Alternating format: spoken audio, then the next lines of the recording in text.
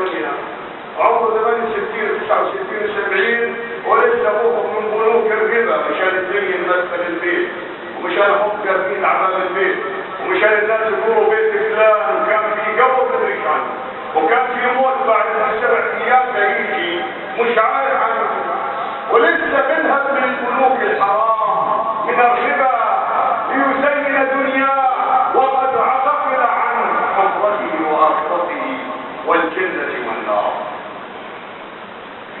ان الذين لا يرجون لقاءنا ورضوا بالحياه الدنيا، رضوا كيف الدنيا؟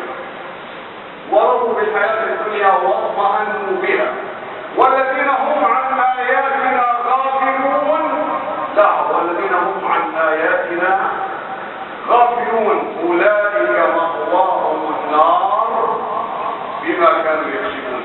كل من غفل عن آيات الله مصيره جهنم والعياذ بالله. وقال تعالى إن الذين كذبوا بآياتنا واستكبروا عنها لا تفتح لهم أبواب السماء ولا يدخلون الجنة حتى يلج الجمل في سم الخياط وكذلك نجزي المجرمين. إن الذين كذبوا بآياتنا واستكبروا عنها، استكبروا عن الإيمان بآيات الله، ماذا يحفظ من آيات الله؟ ماذا يرى في هذا الكتب من آيات الله؟ لا تفتح لهم أبواب السماء. ولهذا عندما تخرج الأرواح النتنة من أجسادهم تصعد بها الملائكة فتغلق أبواب السماء دونها فتطرح طرحا إلى الأرض. قال الله تعالى ومن يشرك بالله فكأنما خر من السماء فتخطفه الطير أو تهوي به الريح في مكان سحيق. تطرح الروح التي لم تؤمن بالله وآيات الله. وقال تعالى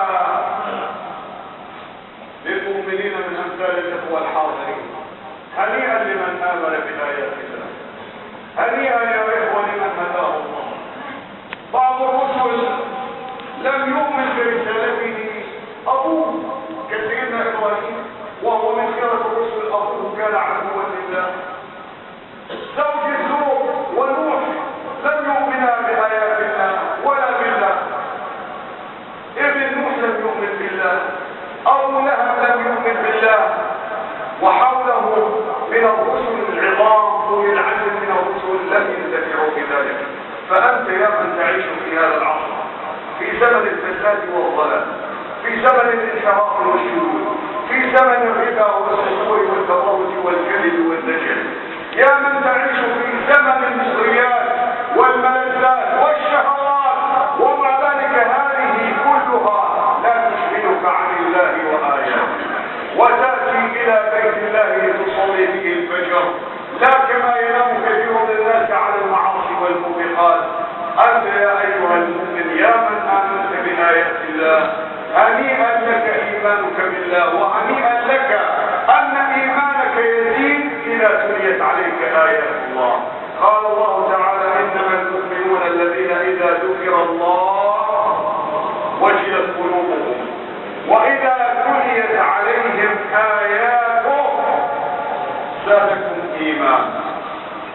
وإذا تليت عليهم آياته زادتهم إيمانا وعلى ربهم يتوكلون. الذين يقيمون الصلاة ومما رزقناهم ينفقون أولئك هم المؤمنون حقا، لهم درجات عند ربهم ومغفرة ورزق كريم.